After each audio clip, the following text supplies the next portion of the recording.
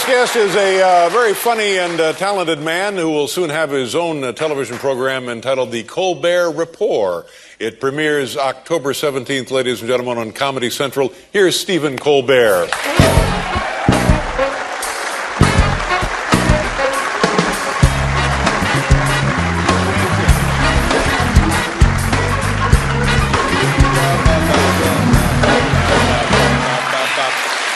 Welcome to the program. Thank you very much for having me. Tell me, as soon as you take your complimentary beverage there. This could take a while. Tell me about... Oh, it's such a long wait back there. Yeah. I came down to watch the Grinder Girl. Oh, I'm sorry. We're disappointing. Believe me, we're all disappointed. That is nothing not to like. Tell us about yourself, your background, your hometown, your hopes, your dreams. I am from, I grew up on a little dirt road in South Carolina, actually, in outside Charleston, South Carolina. One of 11 brothers and sisters. Oh, my goodness, 11 brothers and sisters. Jimmy, Eddie, Mary, Billy, Margot, Tommy, Jay, Lulu, Paul, Peter, and Stephen. Wow. Yeah. That's very impressive. I hope that applause is for my mom. And were you the last of the kids? I'm the baby, yeah. Oh, my God. Now, what was that experience like, for heaven's sakes? Well, you know, it seems, I mean, every family seems normal to the people who are in it. But I mean, my experience with it is, my mom had a little trouble remembering the names at times. You know, you'd be doing something that you weren't supposed to do, and she would go, Jimmy, Eddie, Mary, number 11. You know. Good enough. Yeah, she knew I was a prime number. And how do your brothers and sisters regard you still as the baby? Well, yeah, I don't think I'll ever not be the baby. Yeah. Yeah, I mean, I think they still think of me as being 10. You know? They're like, he's driving now. Did you notice that Stephen is shaving? They're like, well, yeah, I'm married and I have 3 children. And they're like, he's so precocious. Would you like some candy? Now, was it earlier this summer you took a pretty impressive sailing trip. You left from... oh, yeah, my hometown, Charleston, South Carolina. Now, are you a sailor? No, I'm not a sailor. Well, how would a thing like that happen, for heaven's sakes? It took a week to get there, and my wife said I could go. And my rule is, your wife says you can go away for a week, you go. Whatever. Even if it's life-threatening. How large was the ship? It was a 45-foot boat. All right. It was a double-masted wishbone ketch, Dave. I don't know what that means, but they kept on telling me if anybody asks, it's a double-masted wishbone catch. Yeah. And other than get in the way, since you don't sail, what did you do on the boat? Well, I was integral to the trip. I was the chaplain. Chaplain, yeah. And I was the cook, and I was the morale officer. And those all came together during grace. Mm-hmm. Yeah. Did you have trouble with seasickness? No. We found the rum pretty early. It was supposed to be a dry cruise, you know, but everybody, thought of their locker as the exception. And it was actually a race from Charleston. Oh, absolutely, very serious. Charleston, South Carolina to Bermuda, over 1,000 miles of open ocean yeah. through the Bermuda Triangle. Yeah. Any trouble? We lost our power, our communication. We lost our toilets. We lost our sails at one point, and it was a wonderful experience. Yeah. And where did you come in the race? Dead last. Dead last. Yeah. But as I said, we thank you. But it's really the doing of it that's the significant part, the accomplishment. It's spending time with your buddies, And would you consider doing it again? Oh, sure. I wouldn't, it took 7 days. I wouldn't do 8 days, next time. I mean, I think we reached the limit of just how close we could get. When you lose your toilets on day 2 and 5 more days together, that's crusty seamanship. And But then the great thing is once you get to Bermuda, well, then yeah. You get there at 10:30 on Saturday night, and you leave at 11 a.m. on Sunday morning. Because you thought you were getting there Wednesday. I see. I see. One more day, and I think we would have gone cannibal. How many boats in the race? 20, I think. Dead last out of 20. Dead last out of 20, yeah. The lead boat, the lead boat beat us by 4 days. Well, yeah. But I got great footage of me at sea in the full gear, and I brought it home to my wife, and she's like, "You're so manly, you know. Look what Daddy did." Something to show your older brothers and sisters. Exactly. Yeah. Oh, can I say happy birthday to my brother Jim? Sure. Okay, he's my eldest brother, and he's 95. And they're letting him stay up tonight, and they gave him pudding or something like that. That's very nice. Happy birthday, Jim. There Go to bed. Jim. Take care of yourself, buddy. It was actually last night. And you know a friend of ours, Amy Sedaris. Oh, yeah. I know Amy very well. I've known Amy since before she had imaginary boyfriends. Yeah. Whenever she's on the show, she talks about, I think it's Ricky. Maybe Ricky, her imaginary boyfriend. I knew her when she had flesh and blood boyfriends. But I really think imaginary boyfriends are a better fit. You know? Yeah, I can see that. They get her, you know? It's a meeting of the minds. And can you give us a different perspective on the woman? I find her fascinating. Well, yeah. I mean, a lot of people from the outside, you know, you think she might be wired a little differently or something like that. But those of us who know and love her are very worried. Concerned, yeah. I can real concerned. I can understand so that. beautiful. She's so beautiful, Lovely, though. yeah. So much beauty on such a tiny skull. Look, a little coconut head. She'd look good carved in a gift shop. Don't you think? But very energetic. Oh yeah, absolutely. Yeah. She, you know, in her next life, she should come back as a monkey. Yeah. Energetic in a way that perhaps should be controlled. Yeah, maybe so. Maybe so.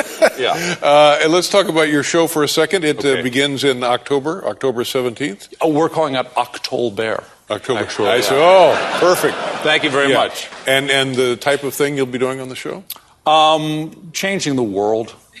You know, wow. If that's what evidently I'm being asked to. The people are clamoring for world change. For me, I've been on the Daily Show for years, but how long do you think it'll take you to change the world there?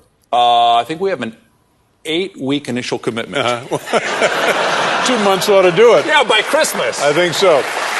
The Colbert Report debuts October 17th, Comedy Central. Great pleasure meeting you, Stephen. Oh, thank you. Thank you very much for being here. Very much. We'll be right back with Heloise, everybody. Thank you, Stephen. That man. Try it. I will try it. Now, you've come to us tonight with a little stupid human trick, I'm told. Yeah, I've actually had this skill since I was young, and I've never done it on TV. I've always wanted to come on your show and do it. Okay, this is Well, what is it going to be now? Oh, it's a trick I do with my ear. I fold my ear inside out. Right. Which is not the trick. Right.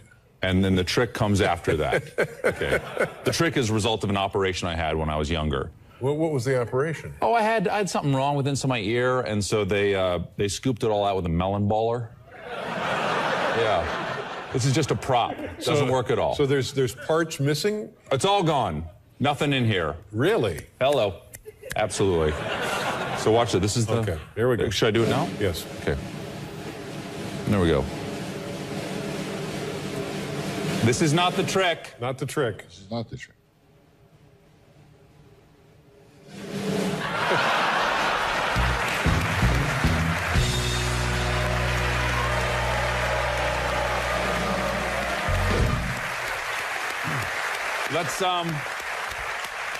Let's see that monkey head do that. Exactly right. Yeah. And remember, books are the friends of toys. Well, I hope you have a lovely holiday season. Oh, you too. Thank you. And I hope everything is good at home, despite what you're telling us. It's fantastic. And continued success with your show. Well, thank you. Thank you, Stephen. Nice to see you again. Stephen Colbert, ladies and gentlemen.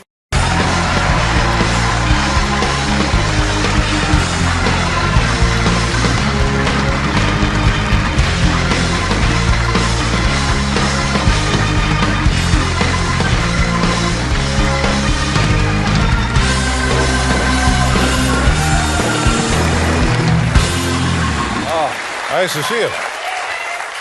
Look, we're dressed similarly. How about that? That's exciting, isn't it? That's nice. Yeah. Oh, that is good. You ever do this trick to give you the nice shoulders? Oh, I didn't know that trick. Oh, yeah. What do you do? You'll learn it eventually. You,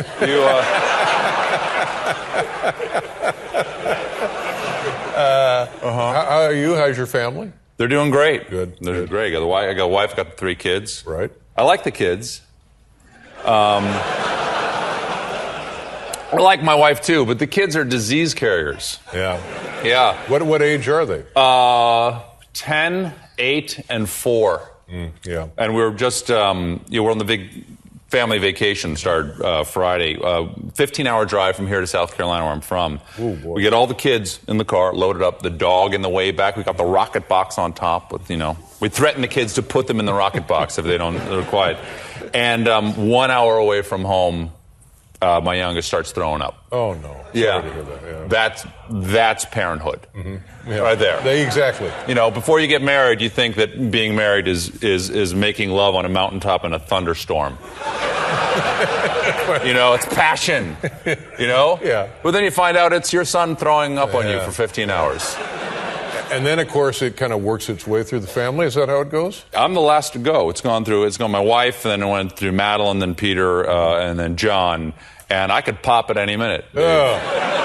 How long? I'm feeling a little flirpy. You got a trash can or something back there? We don't. And don't? I'm sorry you're feeling flirpy. But how long would it last once you're stricken? 24 hours. 24 hours. So 24 hours, 24 yeah. hours. Yeah. 24 hours. So the next day, we called it. We called it that day. We're not going to do this. So the next day, 24 hours later, we're fine. 5 minutes into the next car ride, boom, off he goes again. Oh, my goodness. Maybe you and I should work out some sort of signal so I could tell you if I'm about to go. Yeah, that's not a bad something idea. subtle. Yeah. Like if I do this in the middle of the interview, if I start going... Yeah, that's fine. All right. That'll be good. Many guests do that who are not sick. Was it about a month ago or so you were at the White House Correspondents' Dinner? Now, what an honor. That was a great night. It was a real honor. It's the press corps, the White House press corps, is that what Everybody it is? in the White House press corps, everybody was anybody in Washington and President Bush. And the idea is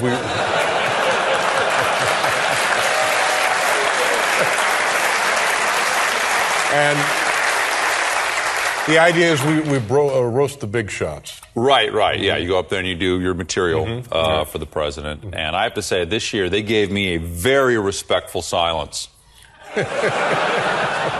You're a comedian. You know how great it is when you do like 20 minutes of material and they just get quiet and they listen. They don't want to miss a word. They like the first joke so much they say, shh.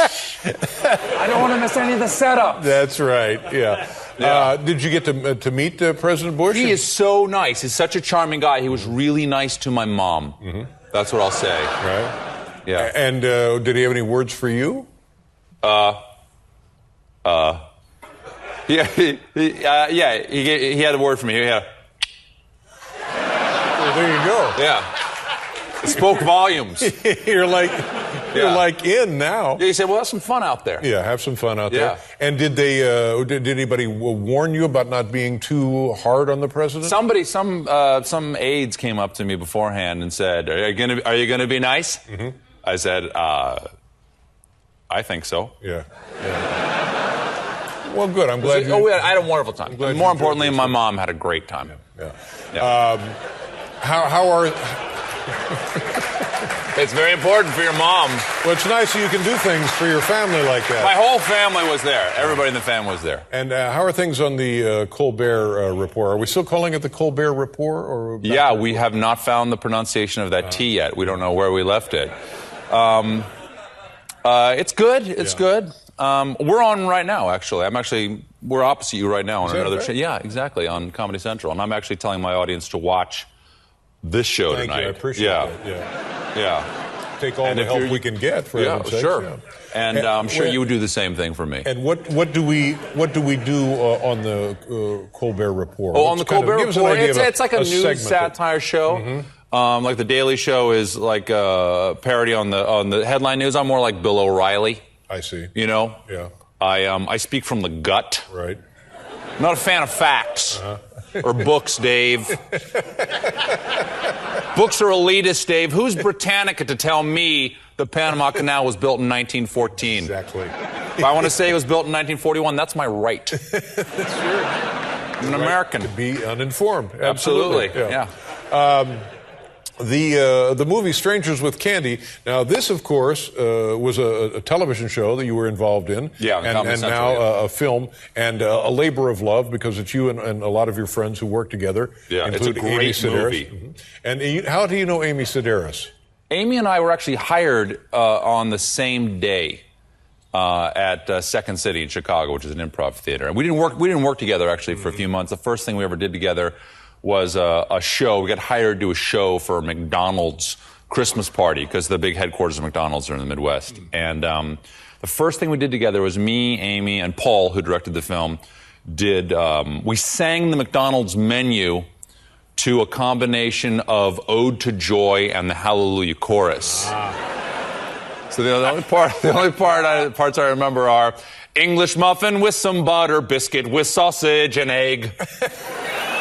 Hamburger, cheeseburger, quarter pounder with cheese, Big Mac, fillet of fish, McDLT, McRib, Shamrock Shake for the holidays. Tremendous, just tremendous. Thank you very much. Excellent gig. Yeah. And were you invited back? Sorry? Were you invited back? I was invited back to many of their restaurants. Anytime I wanted. They have a special drive-through window for me. Yeah. So now, the movie Strangers with Candy, it's odd. Tell people what's so odd about it. It's fundamentally odd, isn't it? Yes. It's deeply weird. It is, it's the story of a 46-year-old high school freshman named Jerry Blank. Right. And we came up with the name Jerry Blank because we couldn't think of what her last name would be, and we left it blank in the script. And it seemed to work. It seemed just ugly enough. And she's a 46-year-old high school freshman who she drops out of high school when she's 14, and she becomes a boozer, a user, and a loser. Mm-hmm. And then after she gets out of jail years later in a therapy session, somebody says, pick up your life where you left off. Exactly. And she takes it literally. Right. And she goes back, and she takes all the concerns of an ex-junkie, ex-prostitute, ex-con man, and goes back to high school. Yeah, and she has newly been released from incarceration. Yes, and this is a prequel to the series. She's just been released from the prison, and her father is in a grief-induced coma from when she ran away when she was 14. He's been in a coma for 32 years, and she's trying to prove that she's a good girl to win him back to win him out of his coma. Consciousness. Yes. And the coma might win. We don't know. What do you know we'll see here in the clip? Do you have an idea what it is? I think this is the very first day that Jerry is back in high school at 46, and she comes into my classroom. All right, here we go. Strangers with Candy. Very funny. How is Amy? She good? Have you seen her lately? Amy's fantastic. Good. She's great. The film Strangers with Candy opens New York City June 28th, and then after that, I guess, around the country. Is that worldwide? Yeah. There you go. Nice to see you. Thank you very much. Stephen Colbert, ladies and gentlemen. We'll be right back with Mark Cuban.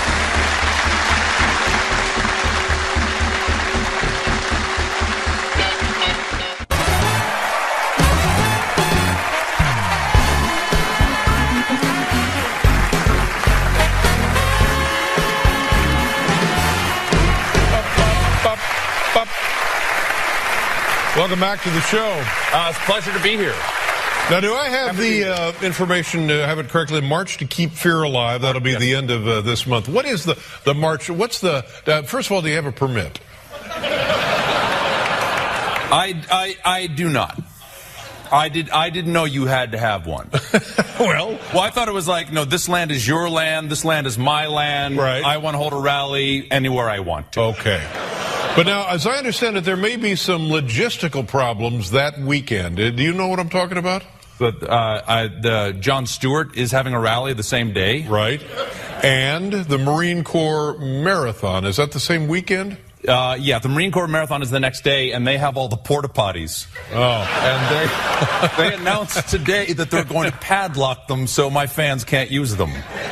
Really? Yes. Oh, buddy, you're in trouble. Yeah, evidently, if I join the Marines, they'll open them up again. When people come down there to help keep fear, and by the way, what's the point of keeping fear alive? Fear is useful. Well, first of all, I'm doing my rally to try to stop Jon Stewart from succeeding with his rally. I see. Which is the rally to restore sanity, which I think is crazy. You can't. How do you get together? How do you rally? How do you rally for moderation? Exactly. You know, people are going to get together and not raise their voices? No, I think you have an excellent point. Thank you. Yeah. You're one of a select few who do. Yes. Now, when people come down by the thousands, The truckload. Some of them are being choppered in.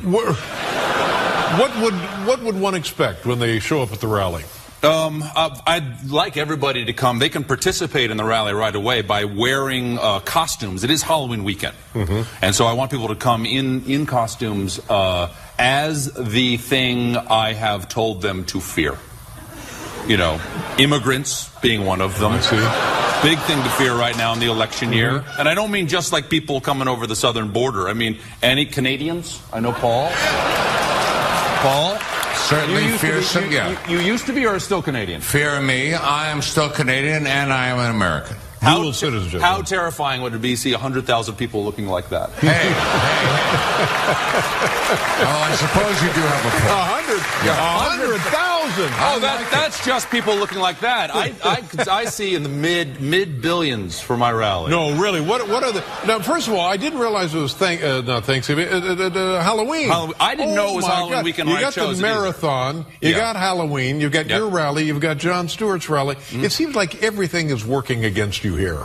Or working for me, Dave. Really? Yeah. Because I think what we could do in the next day, these people who come to keep fear alive the next day, they and their children could go door to door to help spread the message of fear on the 31st.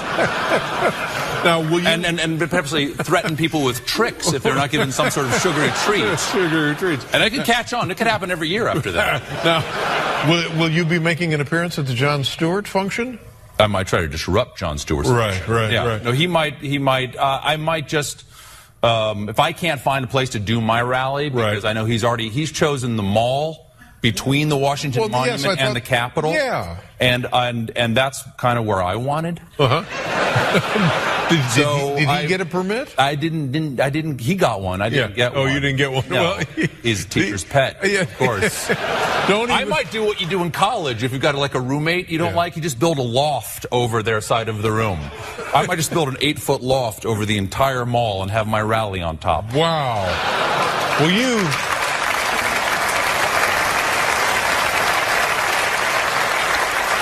you truly are delusional. Yes.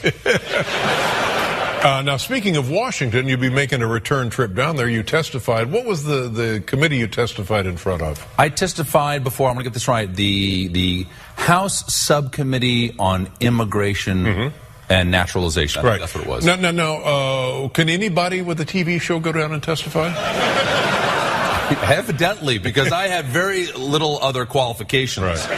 I was invited by Congresswoman Zoe Lofgren. From California? California, exactly. Do you know this woman?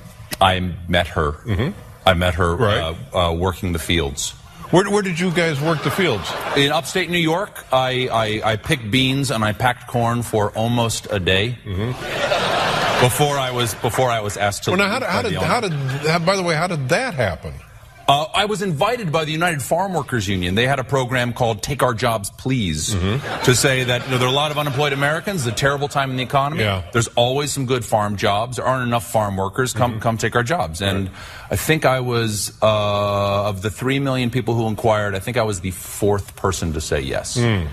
So you spent the day doing the job. Doing that. And they asked me, based on my vast experience of almost a day working in the fields, would I testify? Right. Now, I've never testified in front of is it a committee or a subcommittee? It's a subcommittee. I was called to testify before. So what's the difference between a committee and a subcommittee? I think the committee has better bathrooms. And they like the executive washrooms. I don't know. I don't think you're really right. know how it works. No, I think that's something Jefferson put in place.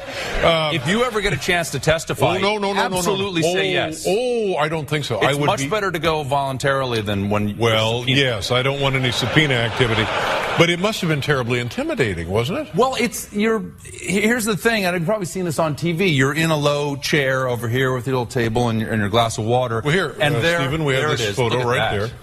Yeah. I was when I saw what it looked like in that room, I was completely ready to tell them I'm on steroids. See, that's what it must be intimidating. Yeah, it really is.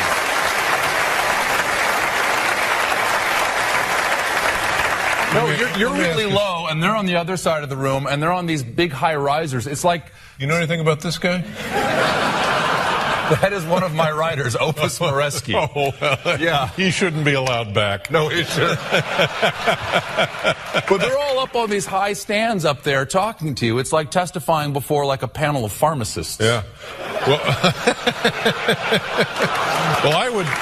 Now, was there after your presentation, was there a question and answer period? I did not stay for it. Oh, there was a period. Right afterwards from the Congress. I thought you meant from the press. No. I thought maybe I should just go home. No, no, right after your presentation in the room. They asked you questions. And what kind of stuff did they ask you? Why are you here? Yeah. And I essentially said, ask her. Yeah, because she. Yeah. Right. Now, have you heard from the Congresswoman? Not so much.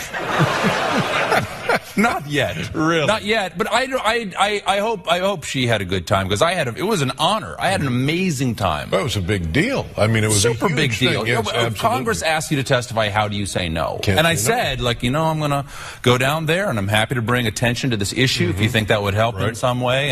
But I'm going to do it the way I do it, because there's no other reason for me to go. Absolutely. And she goes, that's great. That's what I want. And I said, now you don't think that there's any chance that people are going to go, I don't know, ape. And she goes, no, absolutely not. And I went, well, Yeah, she would know. You know, I room. don't know. Yeah. I said, well, then yeah, I would be honored to go. Right. Yeah. And did it turn out that people, in fact, went to Ape? I have heard there has been a reaction, but I don't ever read like the positive or negative, because that's a dangerous road to go down. I still haven't read like reactions to the Correspondence Dinner I did like 4 years ago, because it's a double-edged sword. I think everything's fine. I think everything's fine. Good, because I can't stand negative things. No, said about I'm here to tell you, I think everything's just fine. Good. And we're looking for a big turnout for the rally. It's a march to keep fear alive. Yes. Bordering right there, right on the edge of paranoia. That's where you want them, right?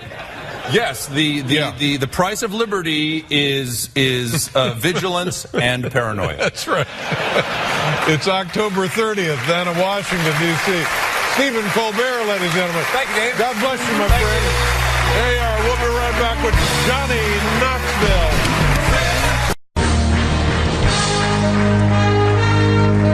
Hello, Governor.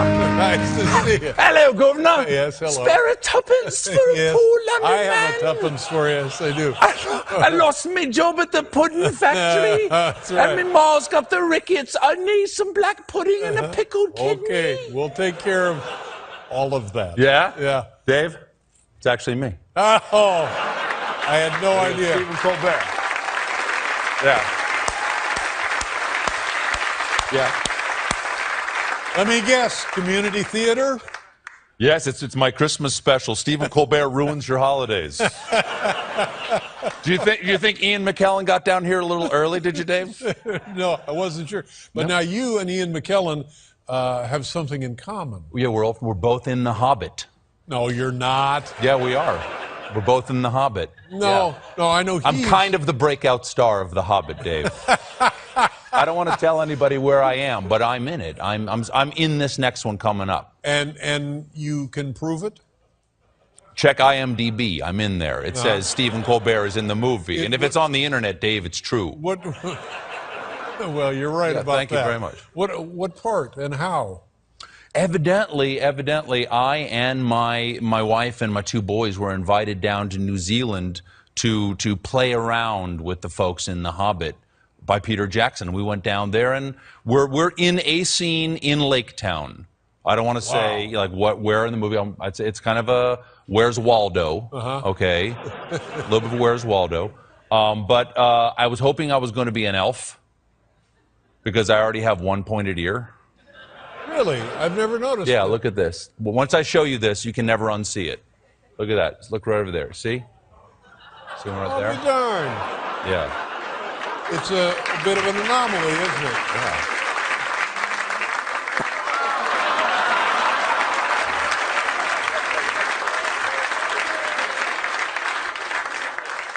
Am I hideous to you now, Dave?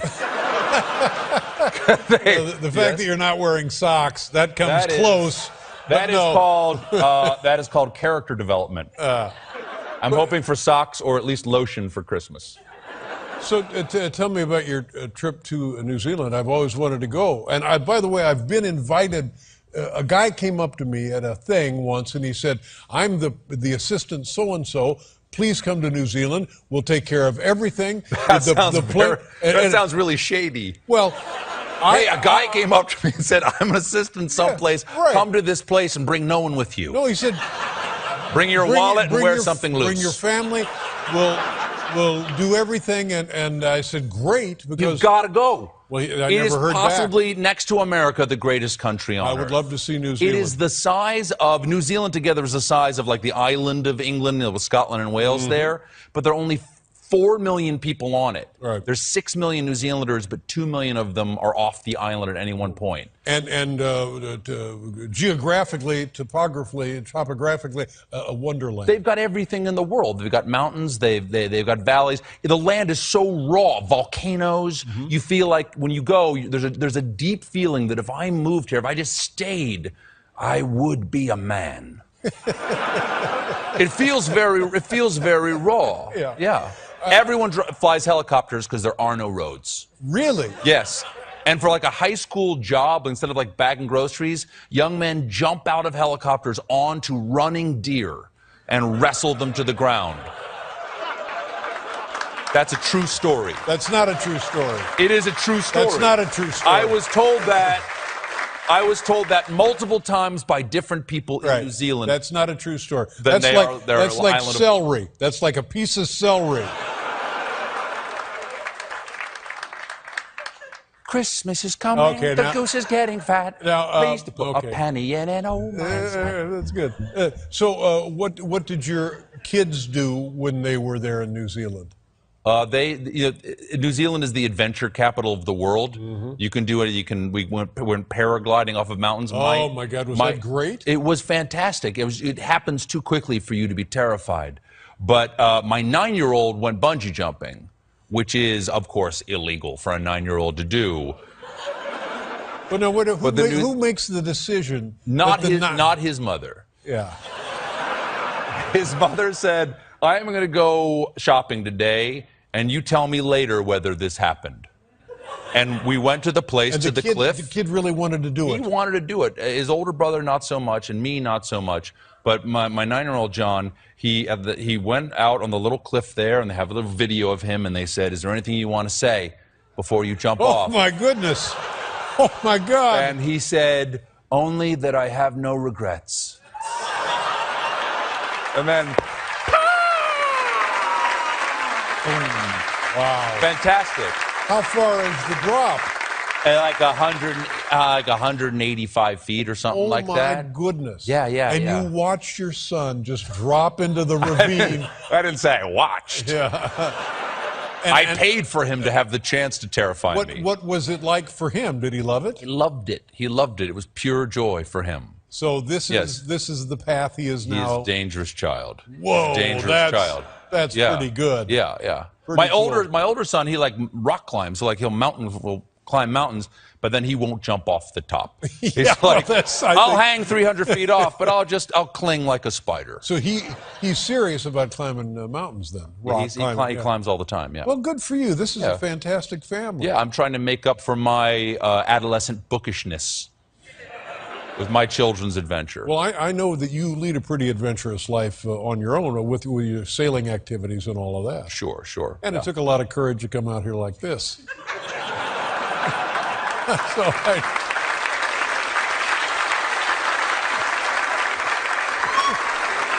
right, stop it. If you have no penny, a halfpenny will do. If you have no halfpenny, then go. All right, stop it, stop it. Now, did you meet the Pope? You were going to go to Rome. What have you done now? I don't know, Dave. Yeah. You can't have anything nice. So you went to Rome, but you didn't meet the Pope. You did or did not meet the Pope? I did not meet the Pope. I offered him a chance to meet me. This is the new Pope? The new Pope, Pope Francis, and I know everybody likes him, and I'm a Catholic, and I teach Sunday school upon occasion, so I got to watch my P's and Q's, but I don't like him. You don't like the new Pope? I don't like the new Pope. Because he wouldn't meet you. Well, that and he's not as doctrinaire as I would hope. He's not into judgment, that sort of thing. He said, he was asked, he said, what do you think about gay people? He goes, who am I to judge? I'm like, you're the Pope to judge. Right. Read your contract. Absolutely. So you say he's really not really doing the job, then, is what your objection Not is. really. He's infallible, but he gets a few things wrong. Wow. A whole different view on the Pope. Yeah. He also said that atheists can be redeemed. You What? don't want that? No, I'm a Catholic because I can be redeemed. Right. It's like the Admirals Club of Christianity, you know?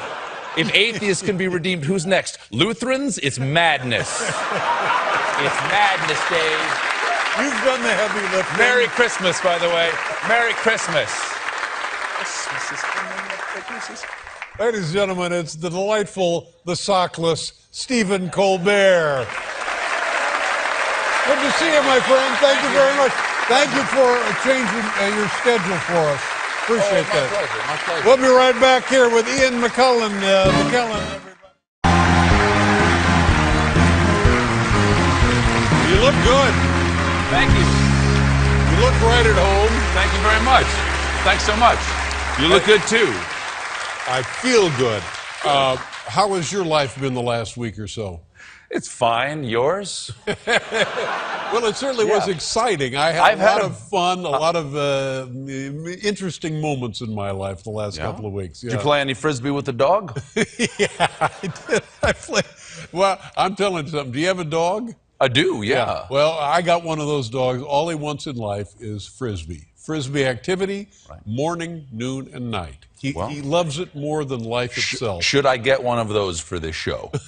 Well, because I'm gonna do whatever you have done. Oh no! I'm gonna do whatever you have done. No, here. you don't want to do that. No, really no. No. It seems to have gone pretty well, Dave. It's gone on. Well, I obviously I'm thrilled. I'm thrilled. I'm over thrilled for as you. well because in a situation like this, Paul and I have been doing this for a long, long time, and they could have just as easily hired another boob like me, but they didn't. They hire a guy. They hired a boob like me. No. Every boob is like a snowflake, Dave. We're all unique in our own way. But it's interesting because I was looking at the notes this afternoon that you actually got a job or were an intern or tried to get a job here at one point. No, I did not actually try to be an intern here. I was accepted as an intern here. Here's what happened: is in 1986, my girlfriend in college got an appointment to to interview for an internship at the old show over May I at ask NBC. what became of her?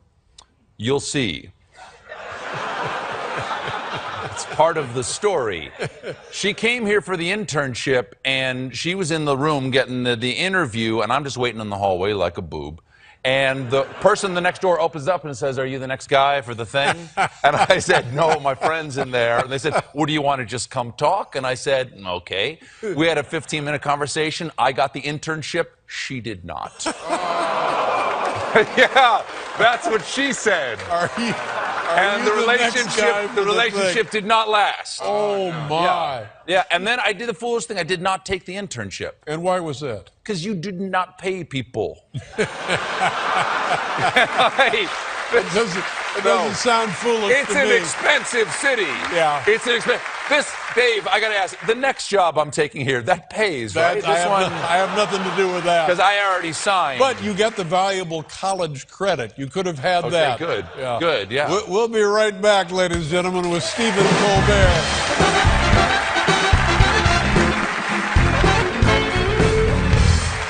Now,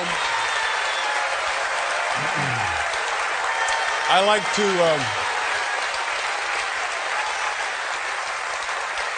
Yes, sir. Yes, sir. I have a family. You have a family, I do. And because I don't know what I'm doing with regard to parenthood and a family, Yeah. I like to compare my family activities with your family activities. And the last time you were on, you and the whole family had gone bungee jumping. Now I know it wasn't in New the whole- Zealand. Yeah, but it was just your son, and your wife went shopping. We all had the opportunity. Only my 9-year-old jumped off a That's cliff. right. But the part that I like is your wife went shopping. She said, Yes. "Oh, Let Jim." me know how it goes. Yeah. Do a head count at the end of the day. I'll be at the mall. Yes. What is the family doing now? Anything recent? Anything new? Anything coming up that we should know about? They're getting ready for me to hang around too much, because I've got my show for the rest of the year, and then there's, I don't know, when are you leaving? I don't know. I should have asked.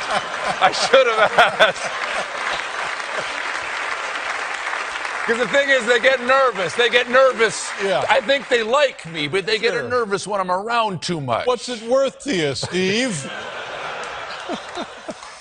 I've played around with the idea of like, hey, maybe I would like stop doing my show at some point. Would it be great if Dad was hanging around more? Oh yeah, I've had that conversation. Yeah, to which my kids go, Dad, we're really busy. We've got busy schedules. We've got school. We've got track. We've got everything. We're not going to bake bread with you. So we don't have anything big coming up right now. Now I know you've taken these incredible ocean races, sort of thing, which is not strictly speaking a vacation, but they're adventures. No, they're dangerous. Yes. They're manly vacations. But are you a guy who vacates well? Do you relax? No, I do not. The thing is, I don't know why you do comedy, but it's not because everything's all right up here for me. And I don't, it's not a normal thing to do with your life. Right. And, it's more dangerous than bungee jumping, deciding to do this for a living. And, but I don't have the constitution for hardcore alcoholism. And so I have to tell jokes all the time, or I go a little insane. Have you tried? I had last week off, and it didn't go well. Have you tried the alcoholism at all? Have you I get sleepy. I get sleepy. A little sleepy and doze right off. If I had more muscle mass or something like that, I might be able to process the vodka. I remember a few years ago, you actually were physically injured doing your show. You busted a wrist or something. I broke my wrist. What was that exactly? I was coming out. I was tired. It was after a long run, and I had brand new shoes. I have rubber on the bottom of my shoes now. I used to have nice leather bottoms to my shoes because I came out and ran around slapping the audience's hands before the show started, get all excited, get everybody all jacked up. And, hey, it's showtime. Dad's here. We don't do that. I don't do that here. You don't jack people I don't up? do that, no. Should I not? It's all yours. Should I stop? No. Should I stop? If you've invested in the shoes, keep doing it. I've already got the rubber. You got the rubber. No, sold. I want ass over tea kettle backwards and landed on my wrist. Yeah. And then it was the night before my vacation, a 2-week vacation, and I was positive I had broken my wrist. Yeah. And I didn't want to cast, so I didn't go to the doctor for 2 weeks. And then finally got a cast. Didn't work out well. So you walked around on vacation with the family with a busted wrist. I built a boat with a busted wrist. I've showed you pictures of the boat I built. I built that with a broken wrist, because that's what I bring to comedy. I bring grit. I mean, honest to God. Stick-to-itiveness.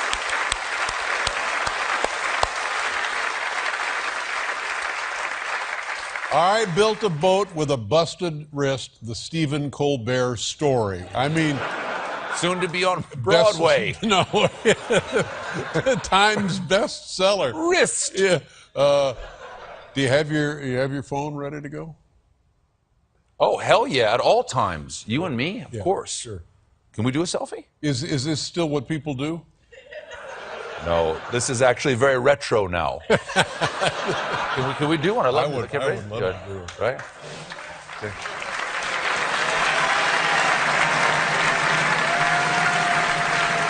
There it is! Thank you, Dave. Thank you. Thank you. Now, you have a writing sample that you submitted to the show? I did. That's the other brush with greatness I had with you, Dave. In 1986, I applied to be an intern, didn't take the job. In 1997, you guys were looking for writers. Right. And I was gainfully unemployed. I was unemployed at a professional level. And my writing partner and I, Paul Dinello, we submitted a packet to you guys. And I know Paul. you know Paul, yeah, you know Paul. He's a great guy. Still works on my show. And y'all didn't call for like 4 months. And by the time you didn't, right. I know. Now I know why. Because you're like, are there writers starving in the streets out there? And when you finally called, we had already been picked up for Strangers with Candy, the series. That's right. You're doing your own thing. Yeah. So when you called to come meet us, because we heard. We like you. We want to meet you. We couldn't take the job. Right, so let's hear what you have. But in anticipation of coming on, I found the top 10 list that we submitted. Well, you put it on your own blue card. I brought my own blue cards. Wow. Come on, guys, Dave. come prepared. Come on. Okay. All right. So we submitted this 17 years ago to your show, and we found it yesterday. All right. What's the topic? Okay. It's people usually leave milk and cookies for Santa, but because we submitted it around Christmas time. Milk and cookie for Santas, but he's an adult male. It's a stressful job. He might want a cocktail. So these are the top 10 cocktails for Santa. Top 10 cocktails from Santa. Okay, go ahead, Paul. Yeah. Okay.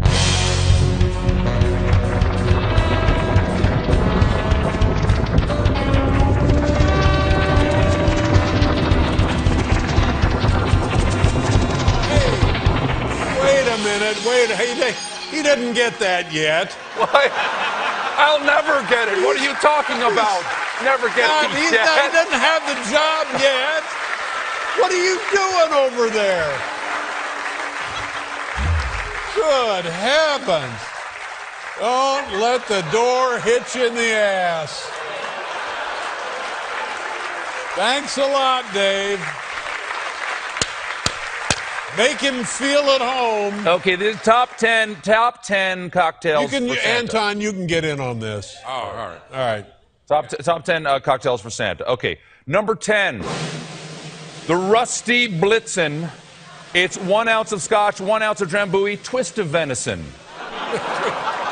Twist of venison. Number 9, Mama said nog you out.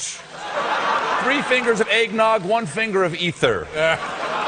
Parumpa Pump Rum, open can of fruit cocktail, add 2 ounces of rum, enjoy responsibly. Vodka Giblet, 1 part vodka, any part turkey organ. I don't think you would have hired me at this point. Again, 17 years ago. Number 6, Scrooge driver, grain alcohol, and regret. That's all right. I like that. Number 5, no room at the gin. Chill martini glass filled with gin until there is no room for anything else. Number 4, on Comet, on Cupid, on Dasher wine spritzer.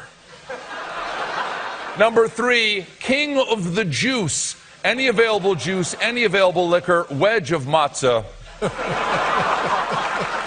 Number 2, Jack Frost, equal parts Jack Daniels and Snow, seasonal. And the number 1 cocktail for Santa, Silent Night Train.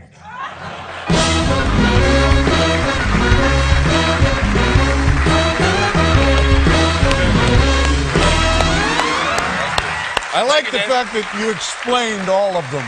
All of the jokes have been explained. You don't explain your jokes, we Dave? gave up on that back in '97. Ladies and gentlemen, here he is. It's the new kid.